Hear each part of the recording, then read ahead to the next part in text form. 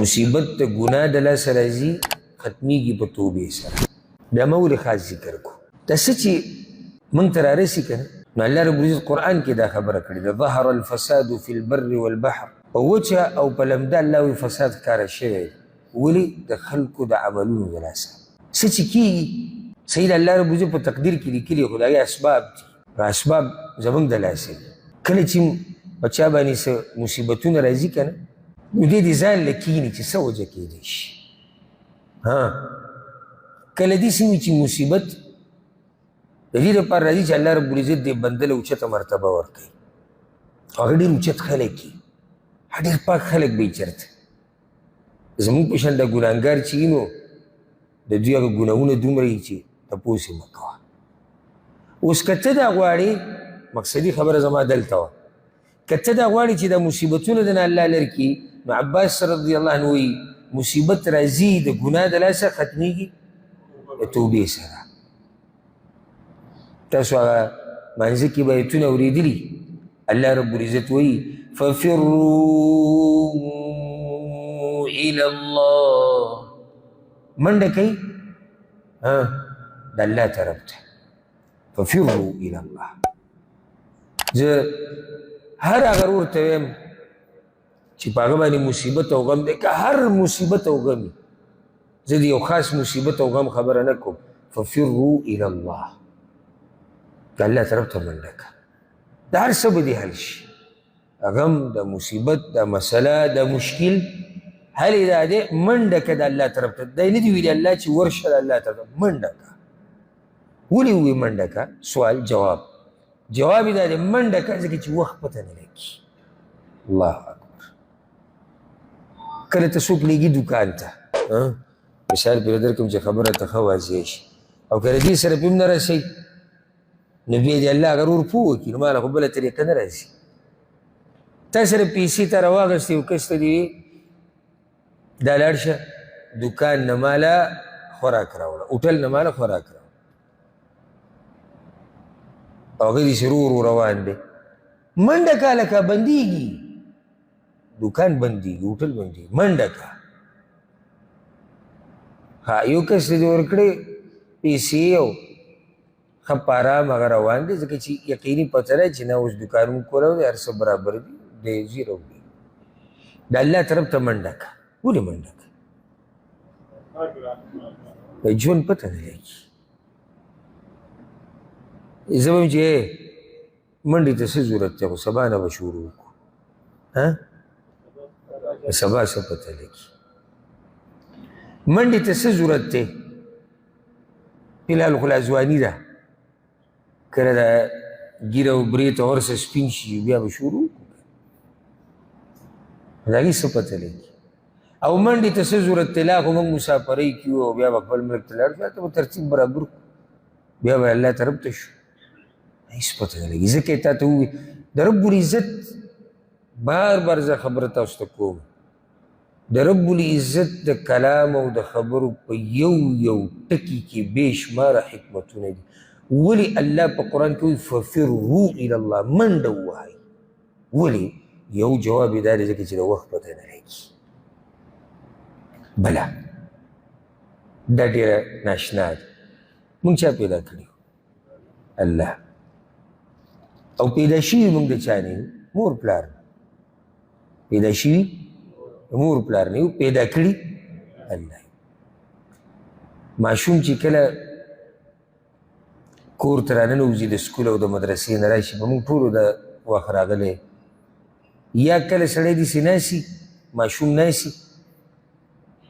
او په دې کې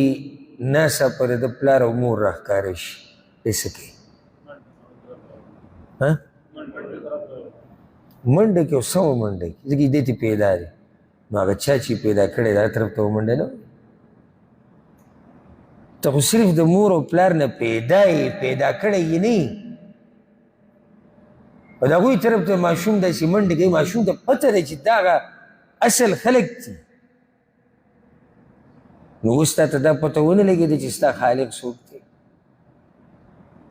په تا مهربانه څوک دی او دا دنیا چې ته یوازې دې پرېږدي څوک دی چې تا نه پرېږدي هغه څوک دی ته چې ورته د شپې فریادونه کوې په تهجدو کې، هغه څوک دی ته چې ورته فریادونه کوې په سجده کې، هغه څوک دی چې دا روغ ژوند یې درکړی دی، دا روغ صورت یې درکړی دی، دا بچي، دا مال، دا عزت، دا عقیده، دا اسلام، د سړیتوب، د عقل، دا طرف ته منډه نه وایي. یو سړی دی تا سره یې ښه کړي دي، ستا یو وخت کې ضرورت و ډېره سخته د باندې راغلې وه او چا درته کتون نه، هغه راغی تا ته یا ته پسې ورغلې تا ورته ووایې بس پساو شوی د څه دی یاره یو 2 لکه روپۍ دی او ډېر سخت پساو شوی یم او خلکو پرېښود تا ته 2 لکه واله ښې کړي دي که نه تاسې ښې کړي دي چې تپوس یې وکړه. بیا یو ورځ سزي کې تا دی ولیدو هغه د پلانې ولاړ دی خلکو سره ګپ شپ لګوي پروګرام کې دی ته به به څنګه ځي ولې به منډه ځي نو الله در سره څومره ښه کړي دي. یو انسان تاله 2 لکه روپۍ درکړي په سخته کې رب العزت خو موږ له بې شماره نعمتونه راکړي چې موږ ترې غوښتلي هم نه دي هغه یې راکړي دي او رب العزت دا خبره په قرآن کې ذکر کړې ده چې ما تاسو له بې شماره نعمتونه درکړي دي من کل ما سألتموه هر هغه شي ته چې ستاسو ضرورت دی الله ما تاسو له درکړی په دې طرف ته منډه نه وو. که غواړي چې دا مصیبتونه ختم شي که غواړي چې دا غمونه ختم شي سکون درته میلاو شي که نه اچھا چې پیدا کړی چې د هغه طرف ته دې منډه نه والي والله که تا زما نه سکون ولیدو لازم به د هغه طرف ته منډه زما خوا له کسان راغلي دي داسې نه د اورېدو خبره ته وایي لار د توبې راته وښیه نور تنګ شوی یم دا کوم خلک چې د الله نه لرې شوي دي که نه دا تنګ شوي دي دې ځي له راغلي دې سپېمو له راغلي دي دا سکون ګورئ په مال کې او په جیدادونو کې او په ګناهونو کې او په فحاشیانو کې په ډمتوب کې په ټیک ټاکو کې په فیسبوکو کې سکونونه دلته نشته سکون چې خپل رب ته نه واپس شوی که نه دا ته سکون نه میلاوي. هسې موږ نن دا ورځ پوره تېره کړه او شپه هم جدا دی ور روانه ده په دې ټول شپه ورځ کې دا وخت چې کوم دی دا چې ته اوس په دې جومات کې ناستې سکون ته محسوسوې که نه محسوسوې دې سکون ته وګوره ولې ځکه چې دلته ته په خپل رب پسې راغلی جومات ته خو چې موږ ځو په چا پسې ځو الله پسې ځو که الله ته ځان نږدې کوو نه اگر رب خواله چې ته رالې نو زړه دې په ارام دی په سکون دی ما ته دا سکون د دنیا په یو بل شي کې وښایې ځان کوم چې دلته دی سره د غریبۍ دې که موږ سره داسې ملګري ناستې چې ښه به غریبانه یم سره د بیمارۍ بعض ملګري موږ سره ناستې او بیماره یم سره د قرضو بعض ملګري موږ سره ناستې چې ښه قرضې وکړي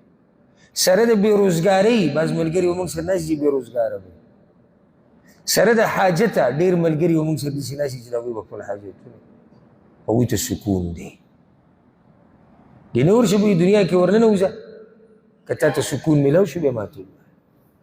رب العزت تی څومره ملګري چې دلته ناست دي او څوک چې دا بیان اوري وویني الله دې د هغوی حاجتونه پوره کړي الله دې د هغوی حاجتونه پوره کړي په چا چې قرضه ده رب دې وله قرضې ختمې کړي په چا چې قرضه ده الله دې وله قرضې ختمې کړي او څوک چې بیمار دی الله دې وله روغ صحت ورکړي څوک چې بیمار دی الله دې وله روغ صحت ورکړي څوک چې بیمار دی الله دې وله روغ صحت ورکړي او څوک چې په هر قسمه مصیبت کې امتحان کې مبتلا دی الله دې ترې وباسي الله دې ورته اسانه کړي الله دې زمونږ الله دې په موږ باندې په دنیا او په آخرت کې پردې راواچي الله دې په موږ باندې پردې راواچي رب العالمین دې موږ مخلوق ته نه ذلیله کوي او الله رب العزت دې زمونږ نه راضي شي او الله دې موږ له توفیق راکړي په دې نصیحتونو باندې د عمل کولو